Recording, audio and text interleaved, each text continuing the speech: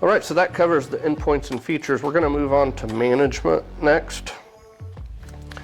And with management, the Cisco's secret sauce here is what I like to call it, is the control hub, Webex control hub. This, because it is a cloud solution, this can be accessed from anywhere. It's just a website, admin.webex.com. It's going to provide you those real-time insights. It's incredibly simple to use, and it supports the full Webex suite of products that I talked about earlier. So not just the calling, but the full suite of products in one single pane of glass. So I could stand up here for hours and talk to you about how great of a job Cisco's done on Webex Control Hub, but we don't have that, right? And it's just never going to do it justice, and that's why we're actually going to do a demo here. And the demo is going to be setting up a mainline call flow. We're going to first just review some user settings, some of the more common user settings, and then we're going to get these phones registered. I've got a 9861 here that we're going to register for hot desking, so you can see that QR code capability. The 9841 is going to be tied to a user. Then we're going to create a customer service queue with that agent supervisor experience, and we're going to create an auto attendant that ties it all together with an option for dial by name directory. Press 2 to transfer to one user, 3 to transfer to another user, and press 4 to transfer to the customer service queue that we just created. All right, so let's go ahead and get into that.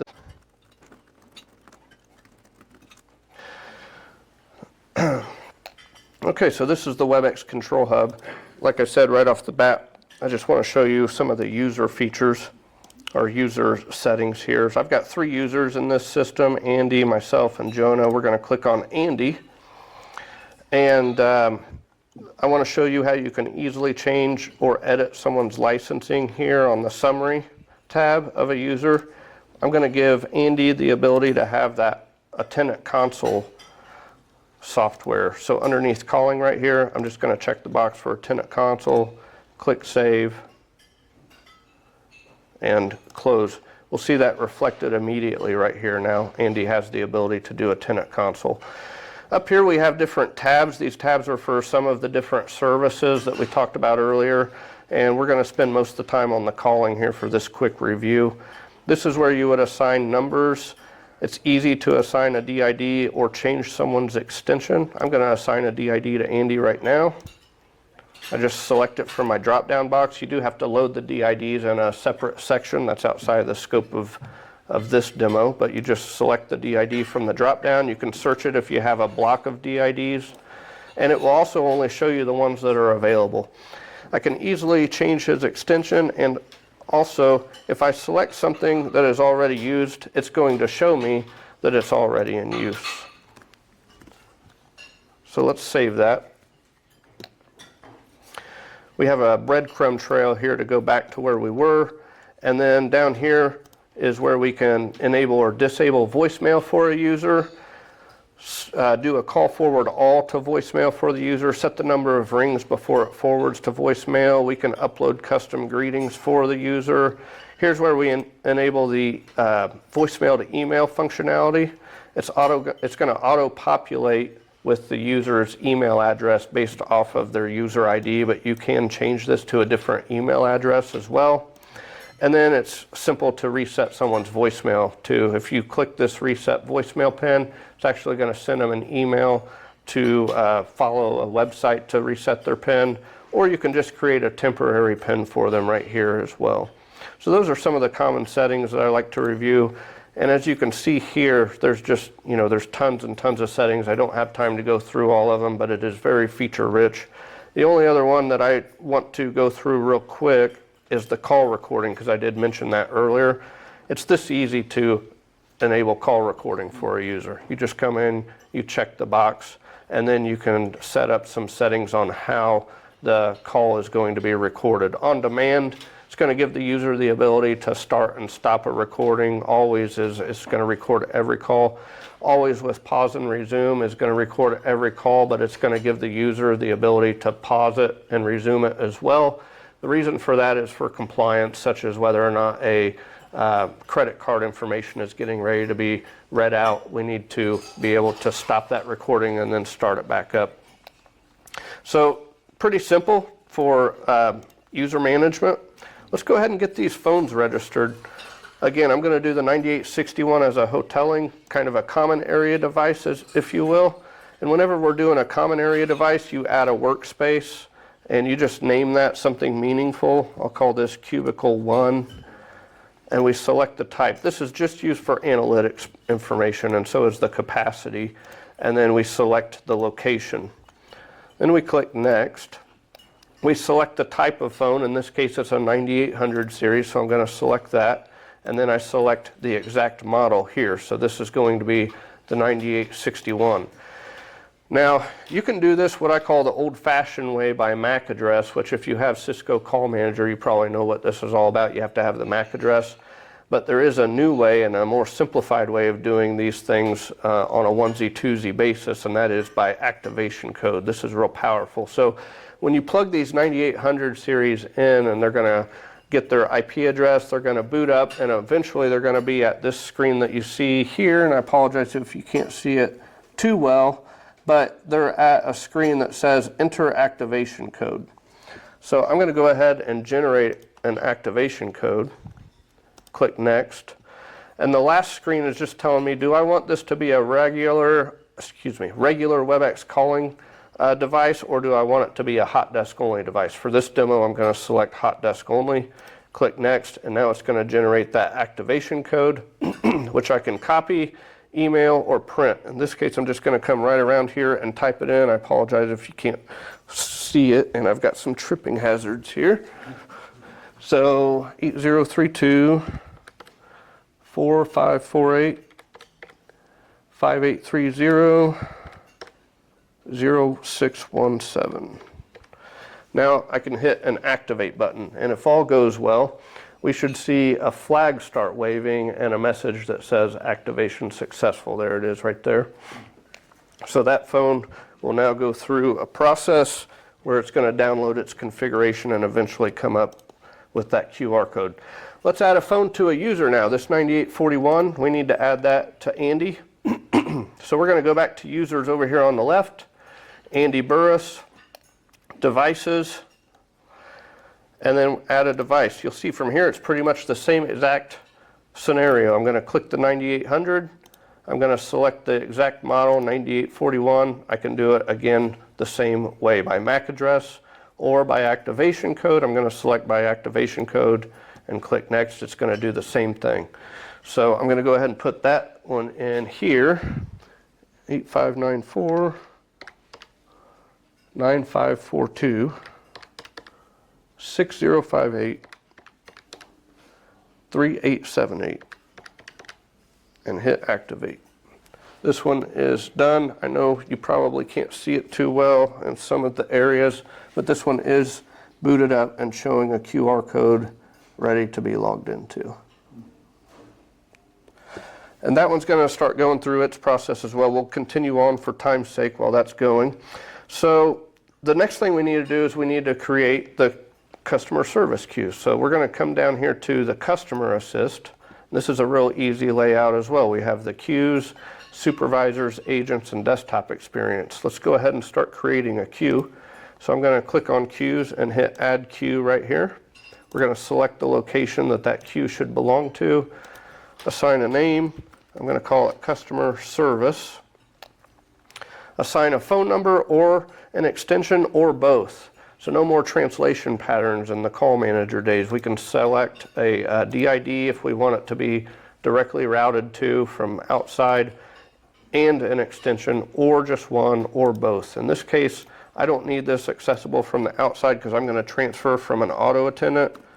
So I'm just going to give it an extension of 8260.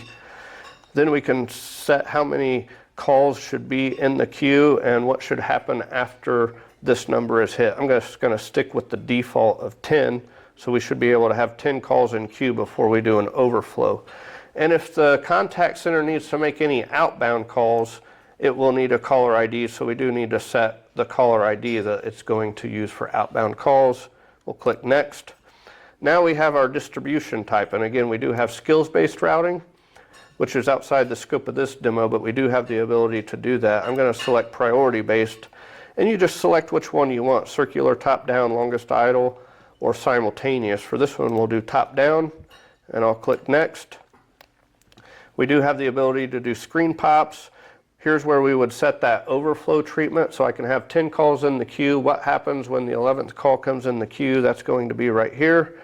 I'm just going to select the defaults for now, just for time's sake, but you can see some of the other features that you can enable here. And then we come to the welcome message. The welcome message is nice because we have the ability to play that every time, make it mandatory, if you will. Or if there's an agent available immediately, we can have the users bypass that welcome message so that they don't have to listen to it. But maybe you have a marketing message on there or something that you really want the users to hear. We do have the ability to make sure that they're going to hear that and make it a mandatory message. We can announce things like estimated wait time in queue or estimated position in queue. And we can play a comfort message over and over again on a certain time frame, and you can upload your messages as WAV files, and then obviously we can enable hold music and also set that to a custom hold music. Now we're going to start adding our agents, and I'm going to add Jonah. If I'm not happy with that, or if I selected one out of order, I've got the ability to easily drag and drop these users down and around, I should say. And then I can allow them to join or unjoin the queue as well, which is going to give them a key on their phone or the ability within the Webex app to log in and out of the queue. This last screen here is just it's just stating that it's going to assign the customer service license to these users. And then this one is just reviewing settings. Okay, I'm going to review all my settings. Yes, I like everything, looks good, create. So I just created a customer service queue that's ready to go. I want to add a supervisor to those users, so I go to the supervisors tab now, and I select myself, next, and then the agents that I want to be able to supervise. Andy and Jonah, click next, and let's go ahead and add that supervisor. Done. The last thing I'll show here is just that we do have the ability to do wrap-up codes, and we can assign the wrap-up codes to the customer service queue. This is great for analytics purposes because you can create as many of these wrap-up codes as you want, and that's all reported on. So the agents have the ability to select that wrap-up code. That allows you to see what type of calls are coming in the most in my contact center that the agents are having to deal with. So you can see that in the analytics portion. So we've created the customer service queue. The last thing we need to do now to tie it all together is to create that auto attendant with all the features, or I'm sorry, all the transfers. So we go to calling, features, and auto attendant. So I'm going to add a new auto attendant. Again, we select the location, we name it. I'll just call this main AA for main auto attendant. Again, we can select a number, phone number, full phone number, or an extension. In this case, just for the demo, I'm just going to assign an extension of 8270 to it. And then we have the caller ID information for that as well. Here's where we set the schedule. So business hours versus after hours. What's really nice about this is you can create a schedule right here on the fly, super easy to do. As you can see here, I would name it, I would come down here and I would set all my time frames. Or I can use an existing one. And when I use an existing one, if I don't know the details about it, it's going to show me that right here. So that's great because now I don't have to go back and look at the schedule, see if there's one that exists that's already going to be suited for me. I can see right here when I select it whether or not that's going to accomplish my needs or not. Click next. We have the same thing for holidays, so those one-off days that we also need to be enclosed, we can create a new one here or assign an existing one. I'm just going to assign one, and again I can see the details of it. Alright, this is where we start getting into all of the options. Press 1 for this, 2 for that, so on and so forth, as well as giving the users the ability to enter an extension at any time if you would like to give them that ability. That's the simple click of a check mark. So we're going to say press 1, I want that to go to a dial by name directory. 2, I'm going to say I want that to transfer to Andy. 3, I want that to transfer to Jonah. And these are searchable if you have a lot of users, so it's very easy to find them. And then 4, I'm going to transfer to the customer service queue that we just created. I'm going to click next. This is where you would set up the greeting. What message the users are going to hear when they call in.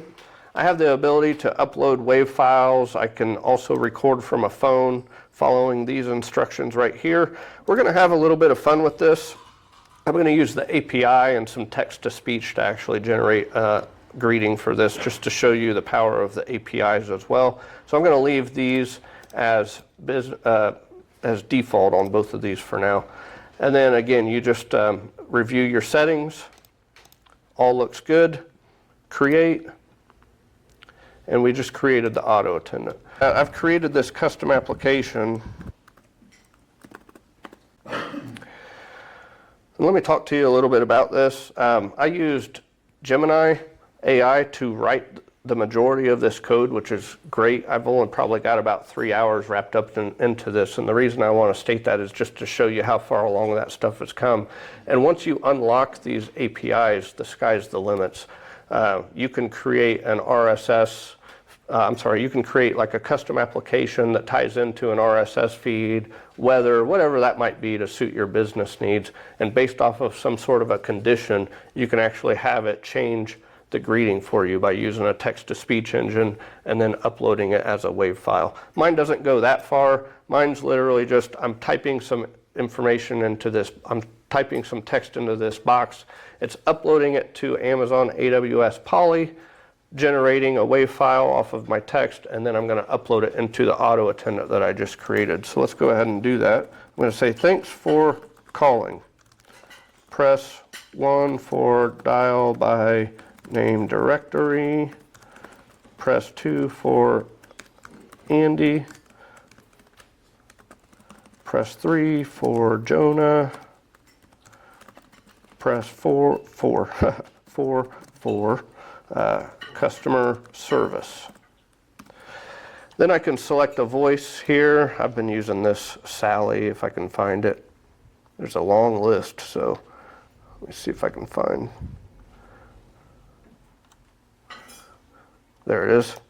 And then if I had more than one auto attendant here, I could even select the auto attendant that I want to upload this to. Now when I click generate speech, it's generated the speech, it's playing it. Sorry, it's not playing it here, but it's actually playing it to ensure that I like it, and that there were no typos or anything. And then I can click confirm and upload to Webex. So success. And now if I dial 8270, which was that auto attendant from one of these phones, we should hear that. Thanks for calling. Press 1 for dial by name directory. Press 2.